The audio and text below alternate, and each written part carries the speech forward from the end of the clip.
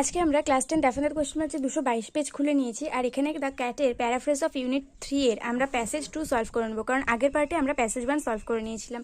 আজকে আমরা প্যাসেজ 2 থেকে সলভ করব। তোমরা যারা চ্যানেলে নতুন, চ্যানেলটিকে সাবস্ক্রাইব করে পাশে থাকা বেল আইকন প্রেস করে দিও আর অল বাটনটা অন করে দিও, যাতে আমি ভিডিও আপলোড করার সাথে সাথে তোমাদের কাছে নোটিফিকেশন চলে যায়।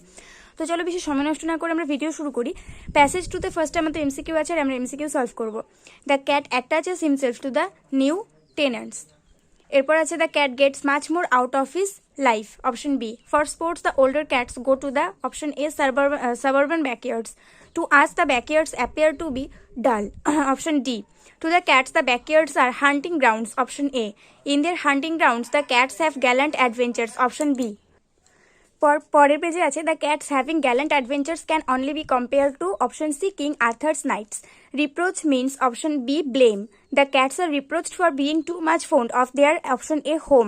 The cats do not think about the people who live in their home. Option B. The cat does not like to leave his option D, country. The cat does not leave his country for his option C, friends and knowledge of every landmark. এরপরে true false, the cat gets more out of his life than us. এটা true হবে, সত্যি আমাদের থেকেও বেড়াল তার জীবনের থেকে বেশি রসদ আদায় করে নেয়। আর এখানে আমাদের supporting statement, just think how much more he gets out of his life when you do out of yours. The cats do not like sports. এটা ফলস হবে, কারণ বেড়ালরা স্পোর্টস বেশিই পছন্দ করে। আর এখানে আমাদের সাপোর্টিং স্টেটমেন্ট হবে this and the sports they have to এই লাইনটা।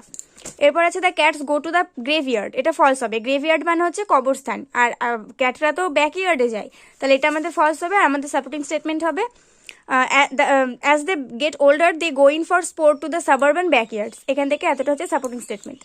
তারপরে the backyards are the favourite hunting grounds to the cats. এটা ট্রু হবে, সত্যিই ব্যাকইয়ার্ডগুলো হান্টিং গ্রাউন্ডস হয়। তাহলে এখানে this ব্যাকইয়ার্ডস that are dull to us are to them hunting grounds where they have more gallant adventure than king Arthur's knights ever had. এখান থেকে এতটা হচ্ছে আমাদের সাপোর্টিং স্টেটমেন্ট। এরপর আছে people appreciate the fact that cats are more fond of their home than the people who live in it. এটা কিন্তু false হবে, ঠিক আছে? কেন তো ফলস হবে আমি বলি, তোমরা হয়তো অনেকেই ভাবছো যে এটা ট্রু হবে, যে সত্যিই তো মানুষ বলে থাকে যে পিপল, এই বেড়ালরা যে বাড়ির মধ্যে যে সমস্ত মানুষরা থাকে তাদেরকে হচ্ছে গ্রাহ্য করে না বা এটাকে বেশি ভালোবাসে, কিন্তু এটা ফলস হবে একটাই কারণে, বেড়ালদের ব্যাপারে এই কথাটা মানুষরা নিন্দা করে বলে। আর এখানে বলা আছে যে পিপল এই ব্যাপারটাকে অ্যাপ্রিসিয়েট করে, কিন্তু পিপল তো এই ব্যাপারটাকে অ্যাপ্রিসিয়েট করে না, লোকেরা তো এই ব্যাপারটাকে প্রশংসা করে না, লোকেরা তো নিন্দা করে বলে যে বেড়াল মানুষদেরকে কোনো গুরুত্ব দেয় না সেই বাড়িটার থেকে। এখানে দেখো তোমাদের সাপোর্টিং স্টেটমেন্টটা তোমরা বুঝতে পারবে, এখানে দেখো লেখা আছে যে it is always spoken as a reproach. একটা নিন্দা করে বা একটা ব্লেম করে বলা হয় ক্যাটদের বিরুদ্ধে, তার মানে এটা কিন্তু অ্যাপ্রিসিয়েট নয়, অ্যাপ্রিসিয়েটের অপোজিট ওয়ার্ড, তার জন্য এটা ফলস হচ্ছে, ঠিক আছে?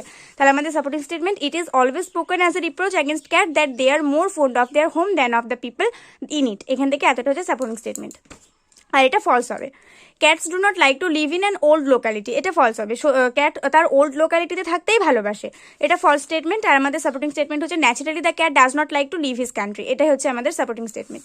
এরপরে cats have a poor sense of geography. এটাও ফলস, কারণ ক্যাটের জিওগ্রাফির জন্য পুয়ার সেন্স নয়, ক্যাটের তো হচ্ছে সব থেকে স্ট্রং, সে তার এরিয়ার সব থেকে ভালো ল্যান্ডমার্কটাও চেনে, তাই না? তাহলে এটা আমাদের ফলস হবে। আর আমাদের সাপোর্টিং স্টেটমেন্ট হবে এখান থেকে এতটা, naturally the cat does not like to leave his country the land where all his friends are and where he knows every landmark. When the family moves, the cat stays with the new tenants. এটা true হবে, সত্যি যখন ফ্যামিলিটা অন্য জায়গায় চলে যায় তখন যে নতুন বসবাসকারীরা আসে তার সাথে বেড়ালগুলো থেকে যায়। আর এটা আমাদের ট্রু হলে সাপোর্টিং স্টেটমেন্ট হবে, so when the family moves, the cat if allowed will stay at the old house and attach himself to the new tenants. এখান থেকে এতটুকু আমাদের সাপোর্টিং স্টেটমেন্ট। এরপর আমরা কোয়েশ্চেন আনসারে চলে আসবো। ফার্স্টে 1 মার্কের কোয়েশ্চেন আছে, where do the cats go for sport when they grow old? যখন তারা বুড়ো হয়ে যায় তারা খেলা করার জন্য কোথায় যায়? তাহলে আমরা এখানে আনসার লিখে নেবো, in the story the cat written by Andrew Barton Patterson, the cats go in for sport to the suburban backyards. পরিত্যক্ত বনভূমি, এই পরিত্যক্ত উঠোনে, পিছনের দিকের উঠোনে তারা শিকারের জন্য বা খেলা করার জন্য চলে যায়। তো এই যেটুকু আমি আন্ডারলাইন করে দিয়েছি, in the story the cat written by Andrew Barton Paterson, এইটুকু কিন্তু তোমাদেরকে লিখতেই হবে। এইটুকু প্রত্যেকটা কোয়েশ্চেন এবং আনসার লেখার প্রথমে তোমরা এইটুকু কিন্তু লিখবে, নইলে যে এক্সামিনার সে কিন্তু মানে তার একটু ইমপ্রেশনটা ভালো হবে। সবসময় যে কোনো কোয়েশ্চেনের আনসার লেখার আগে সেই গল্পটার নাম এবং গল্পের লেখকের নাম তোমরা লিখবে, ঠিক আছে? তোমরা যারা আমাদের চ্যানেলের রেগুলার ভিউয়ার তারা খুব ভালো করে জানো যে এই ব্যাপারটা আমি সবসময় তোমাদেরকে এটা করতে বলি। তার জন্য যেটুকু আমি আন্ডারলাইন করেছি, যে কোনো আনসার শুরু করার আগে তোমরা তোমরা এই লাইনটাকে লিখবে, দেন কমা দিয়ে তোমাদের মূল আনসারটাকে শুরু করবে। আমি হয়তো পরেরগুলো থেকে লিখিনি, কিন্তু তোমরা কিন্তু পরেরগুলো থেকে এগুলো কন্টিনিউয়াসলি লিখেই যাবে। তাহলে আমরা এখানে এই আনসারটা করলাম। সেকেন্ড আনসার হচ্ছে, সেকেন্ড কোয়েশ্চেন হচ্ছে, why are the backyards interesting to the cats? কেন পিছনের উঠোনটা বিড়ালদের কাছে আকর্ষণীয়? তো আমরা এখানে লিখে নেবো প্রথমে, in the story the cat written by Andrew Barton Paterson, comma দিয়ে লিখবো, the backyards are interesting the cats because these are their hunting grounds where they have more gallant adventure than King Arthur's knights ever had. এই পিছনের উঠোনটা তাদের কাছে একটু বেশি আকর্ষণীয়, কারণ এটাই তাদের শিকারের যে একটা বনভূমি, শিকারের যে একটা রণভূমি সেটা, এবং তারা কিং আর্থারের সৈনিকদের থেকেও সেখানে বেশি সাহসী রোমাঞ্চকর অভিজ্ঞতা তারা খুঁজে পায়। এরপর third question, what is the spoken as a reproach against the cats? বিড়ালদের বিরুদ্ধে নিন্দে করে বা তাদেরকে দোষ দিয়ে কি কথা বলা হয়? তাহলে আমরা প্রথমে লিখে নেবো যেটা আমি তোমাদেরকে বললাম, in the story the cat written by Andrew Barton Paterson, ওটাও লিখতে পারো। আবার এই কোয়েশ্চেনটার ক্ষেত্রে তোমরা এটাও লিখতে পারো, according to the story the cat written by Andrew Barton Paterson, comma it is always spoken as a reproach against the cat that they are more fond of their home than of the people in it. বিড়ালদের ব্যাপারে নিন্দা করে এটাই বলা হয় যে সে ওই বাড়িটার ব্যাপারে বেশি গুরুত্ব, মানে বাড়িটাকে বেশি গুরুত্ব দেয় বাড়িটার মধ্যে যে সমস্ত মানুষজন থাকে তাদের থেকে। মানে মানুষজনগুলো তার কাছে অত গুরুত্বপূর্ণ নয়, তার কাছে বাড়িটা বেশি গুরুত্বপূর্ণ, সে বাড়িটাকেই বেশি ভালোবাসে, বাড়িটার মধ্যে মানুষজন যারা থাকে তাদেরকে অত ভালোবাসে না। তো এই যেটুকু আমি আন্ডারলাইন করে দিয়েছি এটুকুও তোমরা লিখতে পারো যে কোনো মূল আনসার শুরু করার আগে। এরপর হচ্ছে, what kind of difficulty arises for the cat in a new land? নতুন জায়গাতে বিড়ালের জন্য কী সব হচ্ছে কঠিনতা বা কী সব প্রবলেম সে ফেস করতে পারে সেটা জানতে চেয়েছে। তাহলে প্রথমে আমরা লিখবো, according to the story the cat written by Andrew Barton Paterson, comma দিয়ে লিখবো, in a new land he would have to learn a new geography but in his country were all his friends আর he knows every landmark of there. নতুন জায়গাতে তাকে কি করতে হবে, সেই জায়গাটার আবার যে ভৌগোলিক যে একটা ব্যাপারটা, মানে কোথায় কি আছে সেটা তাকে আবার নতুন করে জানতে হবে। কিন্তু যদি সে পুরোনো জায়গাতেই থেকে যায়, নিজের জায়গাতে থাকে, তাহলে সে জানতেই পারবে যে তার বন্ধুরা কোথায় আছে এবং সে প্রত্যেকটা ল্যান্ডমার্কও খুব ভালোভাবে জানতে পারবে। এরপর আছে, what kind of arrangement suits a cat when the family leaves the house? যখন বাড়ি থেকে ফ্যামিলিটা চলে যায় তখন হচ্ছে বিড়াল নিজের জন্য কীরকম অ্যারেঞ্জমেন্ট করে? তো আমরা এইভাবে আনসার শুরু করবো, according to the story the cat written by Andrew Barton Paterson, comma দিয়ে লিখবো, when the old family leaves the house. প্রশ্নের থেকে আমরা আনসার খুঁজে নেবো, when the old family leaves the house. তারপরে বই থেকে লিখে নেব, the cat if allowed will stay at the old house and attach himself to the new tenants. ঠিক আছে, তাহলে কি হলো, according to the story the cat written by Andrew Barton Paterson, when the old family leaves the house the cat if allowed will stay at the old house and attach himself to the new tenants। এটাই হচ্ছে answer. এবার 2 মার্কের কোশ্চেনে চলে আসবো। 2 মার্কের first question আছে, what are the sports of the cat compare to and why? বিড়ালদের স্পোর্টগুলোকে কাদের সাথে তুলনা করা হয়েছে এবং কেন তুলনা করা হয়েছে? তো এখানে আমরা লিখবো, in the story the cat written by Andrew Barton Patterson, the sports of the cat is compared to the gallant adventures of King Arthur's knights as they were a chosen few noble। এটা আমি ভেঙে ভেঙে বলি তাহলে তোমাদের বুঝতে সুবিধা হবে। In the story the cat written by Andrew Barton Patterson, the sports of the cat is compared to the gallant adventures of King Arthur's knights। এই যে বিড়ালের খেলাটা সেটা কম্পেয়ার করা হয়েছে কিং আর্থারের সৈনিকদের যে রোমাঞ্চকর অভিজ্ঞতাটা বা সাহসী অভিজ্ঞতাটা হতো তার সাথে।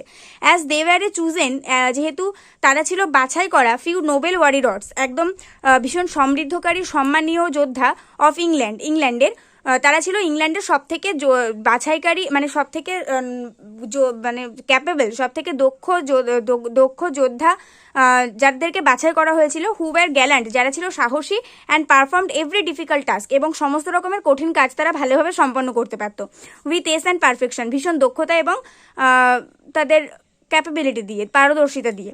হেয়ার, এখানে the cats show their skills of hunting, এখানে বিড়ালরা তাদের শিকারের ক্ষমতা দেখায়, দক্ষতা দেখায়, as grim fighters in the backyard, যেরকমটা পিছনের উঠানে তারা একদম গ্রিম ফাইটারের মতো, একদম জাত, একদম লড়াকুর মতো তারা শিকারের দক্ষতাটা দেখায়। So their sports are compare to King Arthur's knights gallant adventure, তার জন্য তাদের খেলাটা ওই কিং আর্থারের সৈনিকদের রোমাঞ্চকর সাহসী অভিজ্ঞতার সাথে তুলনা করা হয়েছে।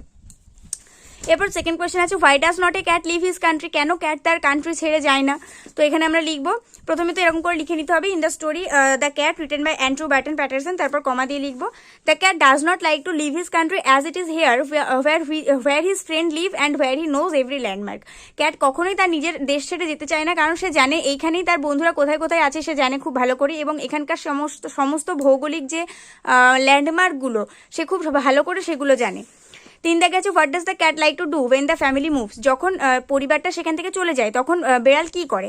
তাহলে এখানে আমরা লিখবো in the story the cat written by Andrew Barton Paterson, comma দিয়ে the cat likes to stay at the old house and attach himself to the new tenants giving them the privilege of befriending him, he enjoys life in his own way.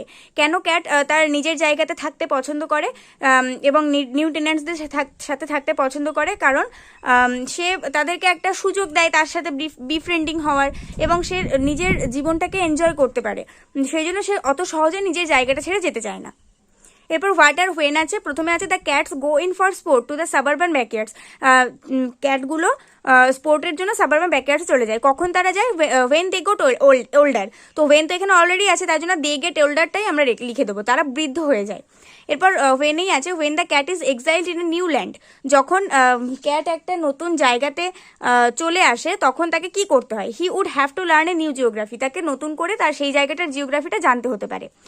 এরপরে what আছে if allowed the cat will stay at the old house and attach himself to the new tenants, যদি ক্যাটকে allow করা হয় তাহলে সে সেই পুরনো বাড়িটাতেই থেকে যায় এবং নতুন বসবাসকারীদের সাথে নিজেকে মানিয়ে নেওয়ার চেষ্টা করে।